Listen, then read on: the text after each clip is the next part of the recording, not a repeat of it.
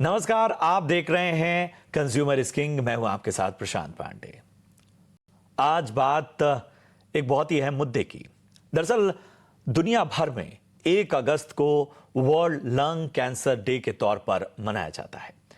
एक दिन जो खास तौर पे इस क्षेत्र में जागरूकता अवेयरनेस के तहत और लोगों के बीच बेहतर जानकारी के तहत मनाया जाता है।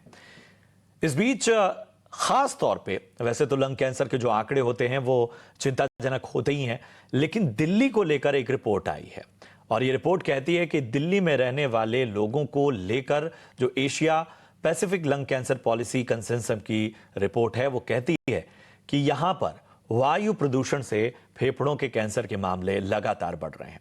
दिल्ली में PM 2.5 और धुंध के कारण फेफड़ों के कैंसर के मरीजों की संख्या में लगातार बढ़ोतरी हो रही है। इसमें स्मोकिंग ना करने वाले लोग भी शामिल हैं।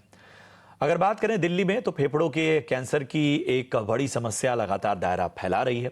खासतौर पर पुरुषों में इसके मामले लगातार बढ़ रहे हैं और मृत्यु दर भी उसी रूप से आगे बढ़ रही है।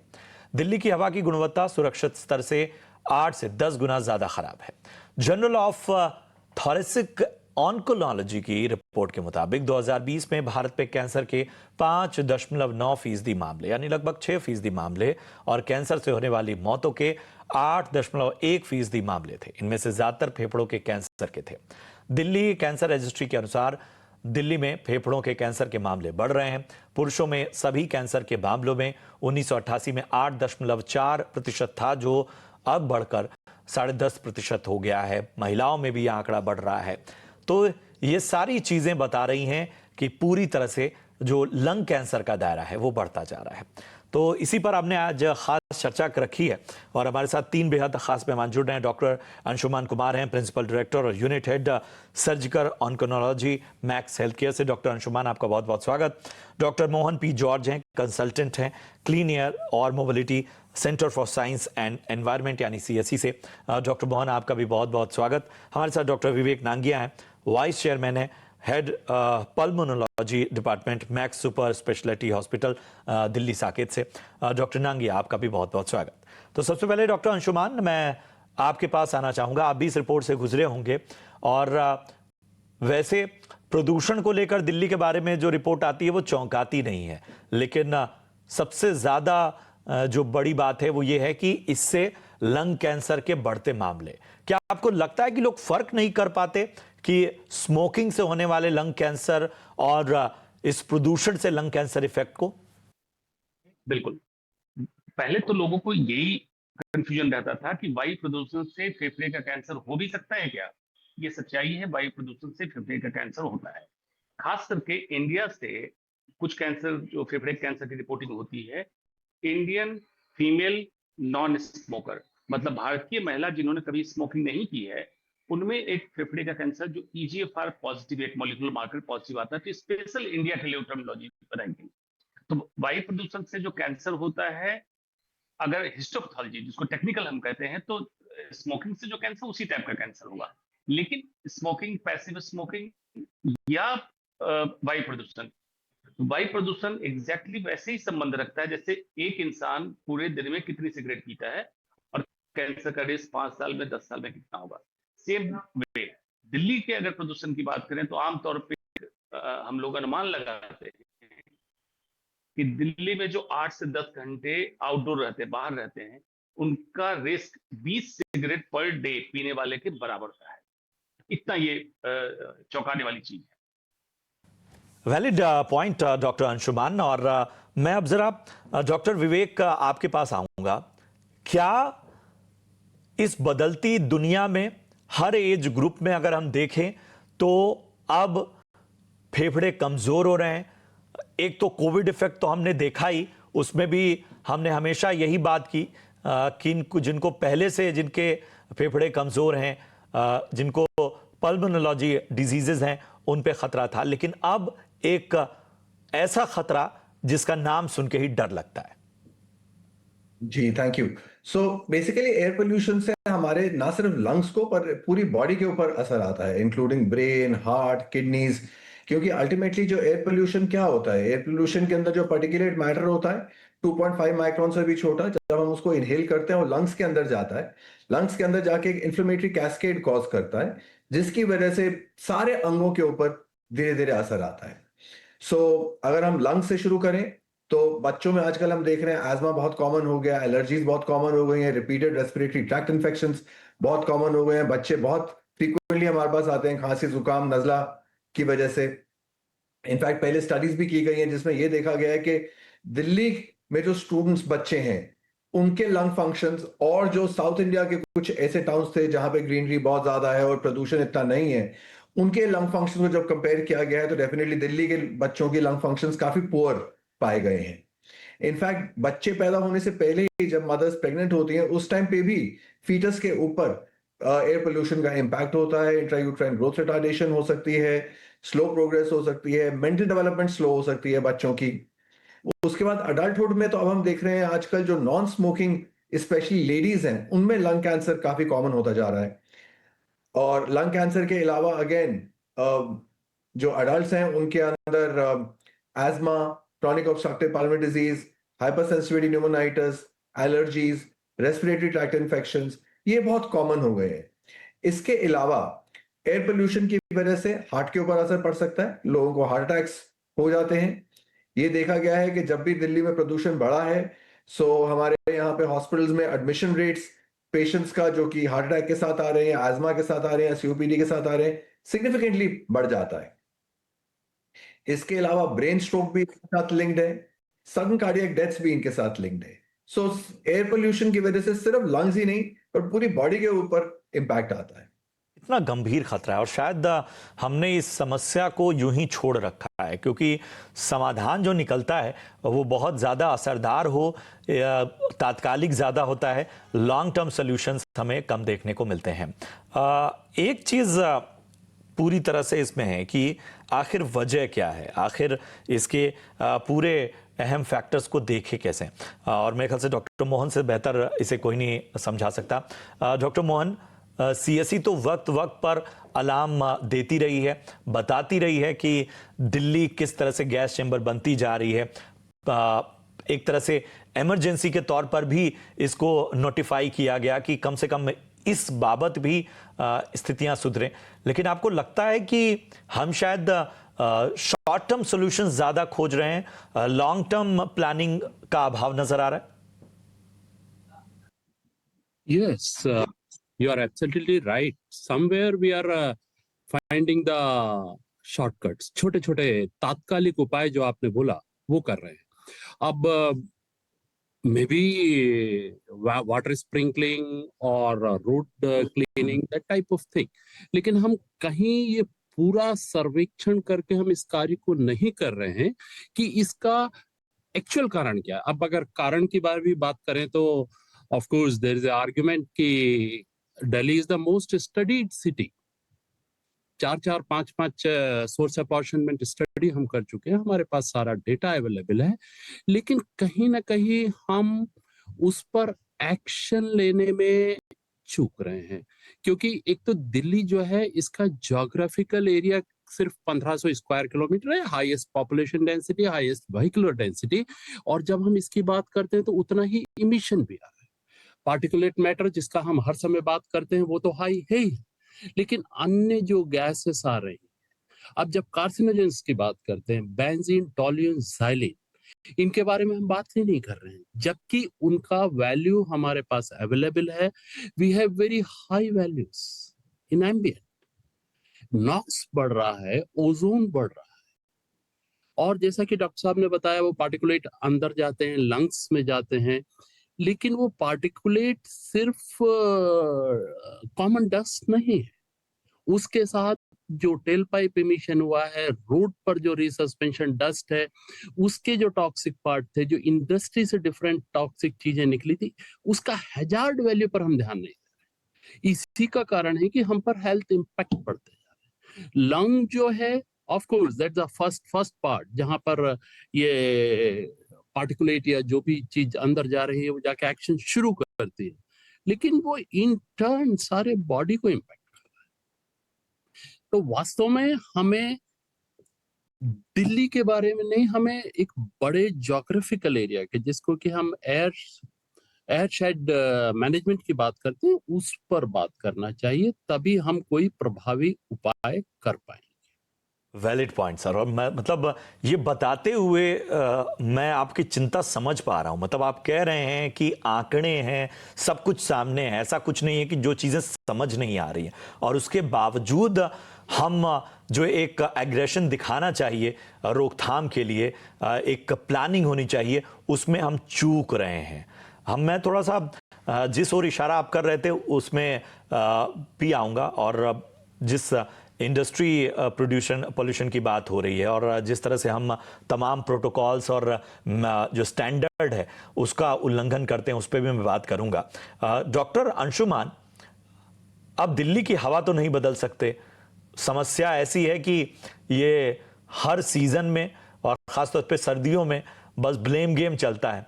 तो ऐसे में अपना डिफेंस सिस्टम मजबूत करना पड़ेगा। आपकी एडवाइस क्या होगी?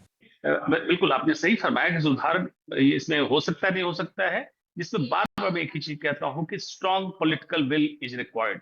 अगर इच्छा शक्ति हो तो वायु प्रदूषण में सुधार हो सकता है, इसमें ना करें। लेकिन अब जब तक सुधार नहीं हो रहा है तो आम जनता, आप और हमारे जैसे लोग, हम तो कुछ कर नहीं सकते। तो आपको क्या करना है कि अपने डिफेंस सिस्टम को स्ट्रॉन्ग करना है।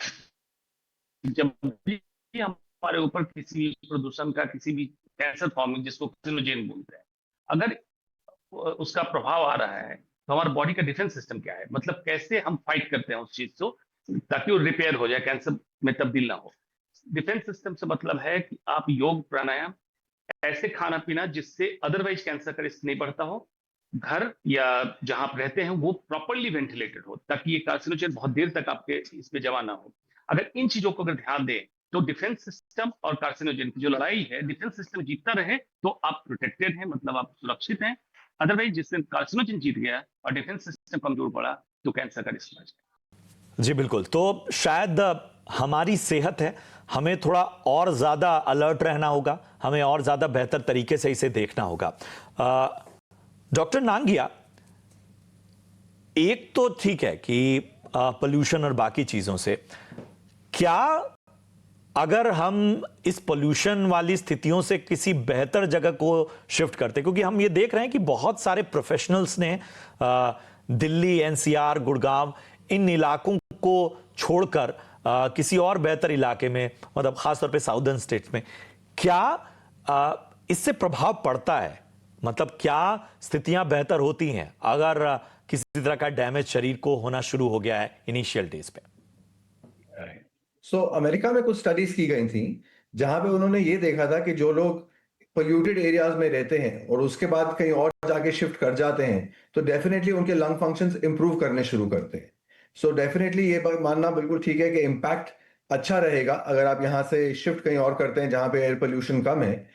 और ये सिर्फ इम्पैक्ट हम स्टडीज में नहीं देखते पर अपनी रोजमर्रा की जिंदगी में भी देखते हैं। जो पेशेंट्स हमारे पास आते हैं जो ये कहते हैं कि डॉक्टर साहब जब तक मैं बाहर था बिल्कुल ठीक ठाक था, जैसे ही दिल्ली एयरपोर्ट में लैंड किया हूं और अंदर शहर में एंटर किया तब से सांस में दिक्कत आनी शुरू हो गई है, एकदम चोकिंग सेंसेशन लगने लग गई है, खांसी जुकाम शुरू हो गया है। काफी साधारण सी बात है अब तो ये। बिल्कुल आपने सही कहा। एक चीज और, मतलब आप रोजमर्रा में नांगिया सर किस तरह की स्थितियां ज्यादा देख रहे हैं और किस एज ग्रुप को आप ज्यादा इफेक्टेड पाए रहे हैं? I guess specific age group कहना मुश्किल है क्योंकि हम तो सारे ही मरीज देखते हैं हर एज ग्रुप के। पर ये जरूर देखा गया है कि बच्चों में आजकल ज्यादा सेंसिटिविटी हो गई है जहां तक लंग फंक्शंस का सवाल है। खांसी जुकाम, कोल्ड कॉफ, एज्मा, ये काफी कॉमन होता जा रहा है बच्चों में। जो अडल्ट पेशेंट्स हैं उनके अंदर भी बिकॉज ऑफ ट्रैवलिंग कर रहे हैं, वो शहर में घूम रहे हैं, उनके एक्सपोजर हो रहा है। एंड एक चीज और मैं कहना चाहूंगा कि सिर्फ आउटडोर एयर पोल्यूशन ही नहीं, इंडोर एयर पोल्यूशन भी एक ऐसी चीज है जिसके ऊपर हमें जरूर ध्यान देना चाहिए। एटलीस्ट वो तो एक चीज है जो हमारे कंट्रोल में है, जिसको अगर हम मेंटेन करें तो हो सकता है हम और लंग फंक्शन इंप्रूव अपने कर सकें। क्योंकि अगर आप देखें तो आपका मेजॉरिटी टाइम इंडोर्स ही स्पेंड होता है, चाहे वो इंडोर्स आपके ऑफिस पे हो, चाहे वो मॉल्स में हो, चाहे वो घर के अंदर हो, स्कूल्स में हो, लाइब्रेरीज में हो। इंडोर एयर पोल्यूशन भी एक पूरा एक अपने में एक एंटिटी है जिसके लिए हमें बहुत अटेंशन देने की जरूरत है और जो एक ऐसी चीज है जिसको हम कंट्रोल कर सकते हैं। बिल्कुल आपने बहुत बेहतर बात की। यहां रुकेंगे एक छोटे से ब्रेक के लिए, फौरन हाजिर होते हैं और इस चर्चा को आगे बढ़ाते हैं।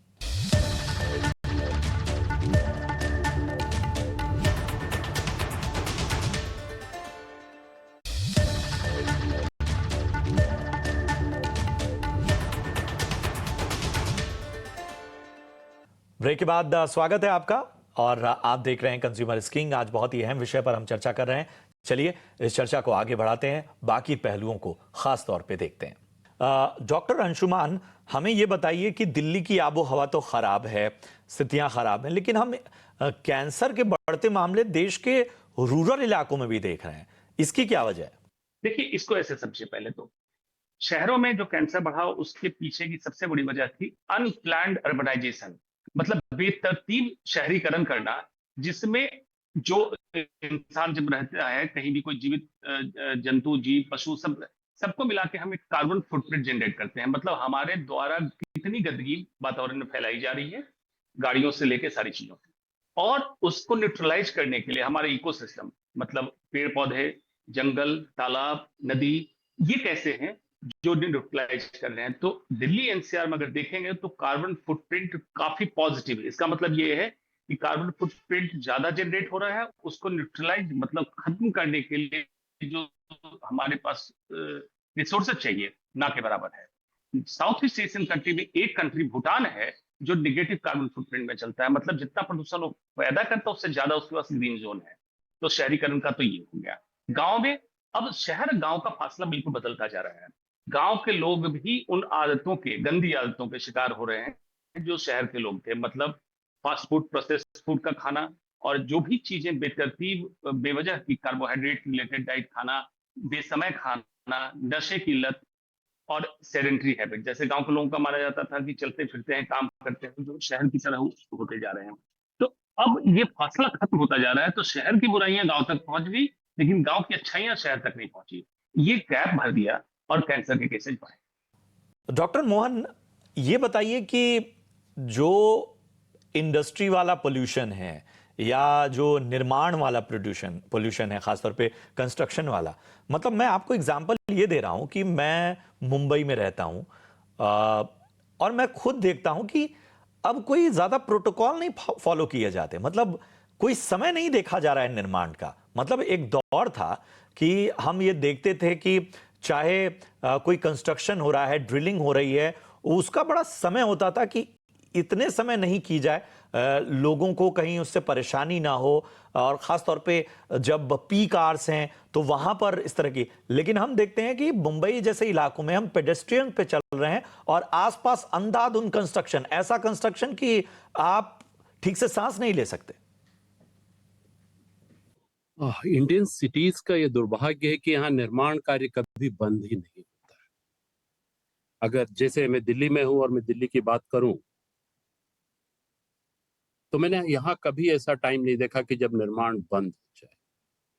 और जहां तक सारे प्रोटोकॉल, अगर हम अपने रूल्स की बात करें तो we have very strict standards, but उसका कितना एनफोर्समेंट हो पाता है। जो बड़े प्रोजेक्ट हैं उसमें आप फिर भी कुछ हद तक इसका प्रयोग करते हैं, लेकिन दिक्कत वहां है जहां पर एक मकान में बालकनी डेवलप कर रहा होता है और उसका कंस्ट्रक्शन मटेरियल वहीं रोड साइड में पड़ा होता है।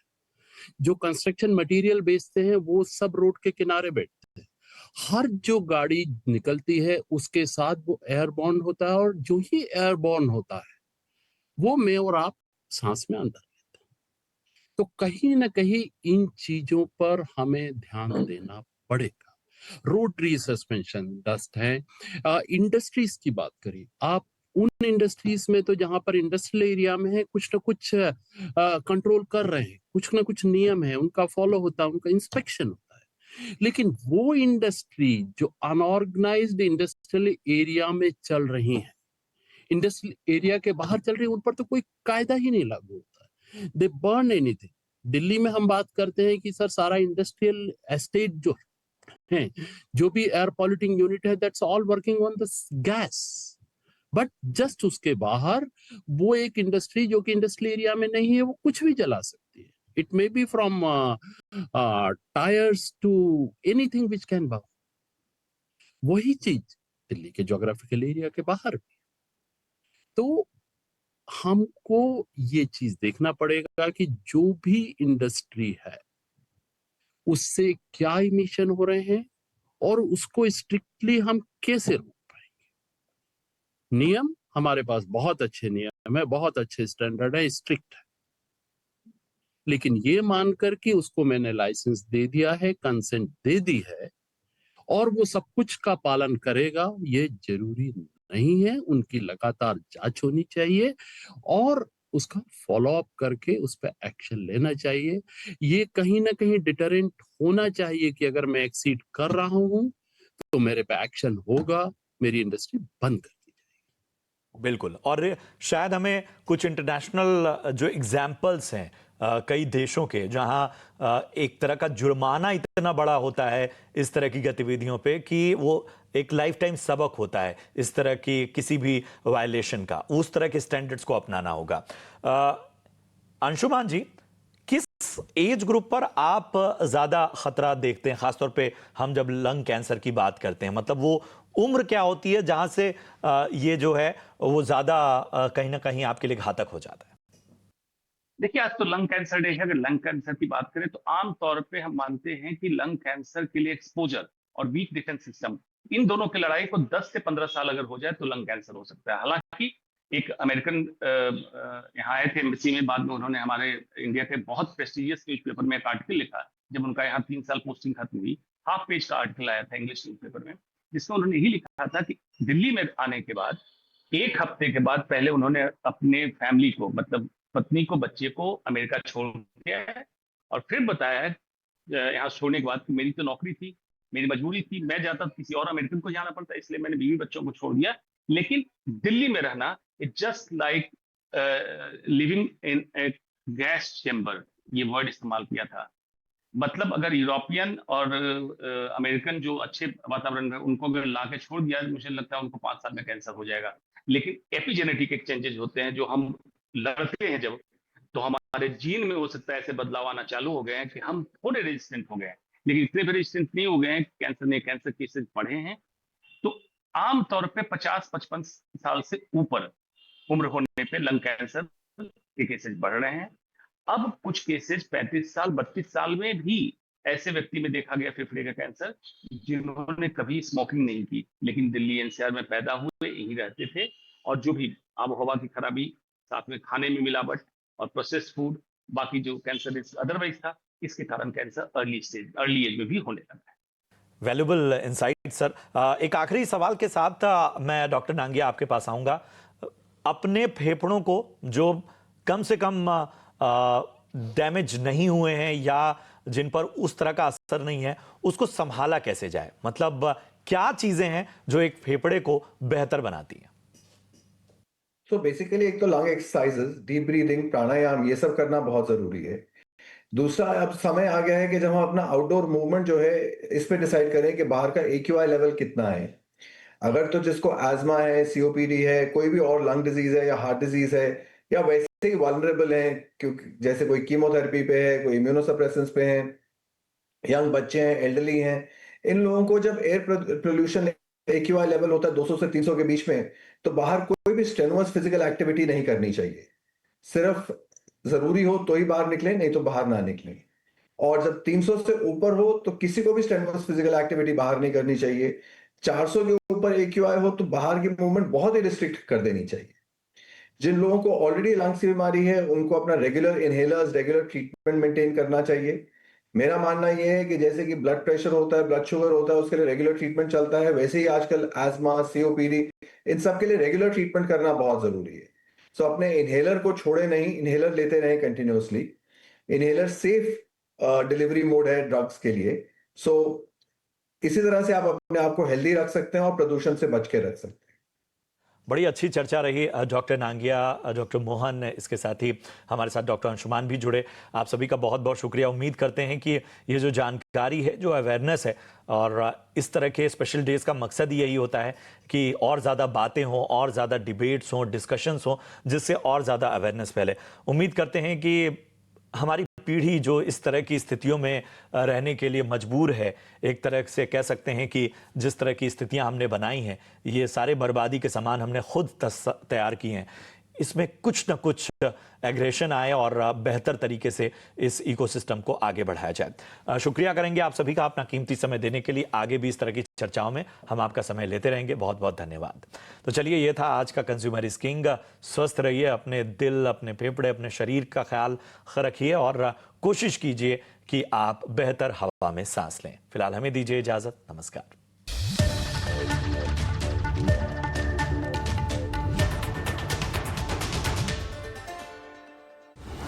in association with SBI, best है सबको पता है।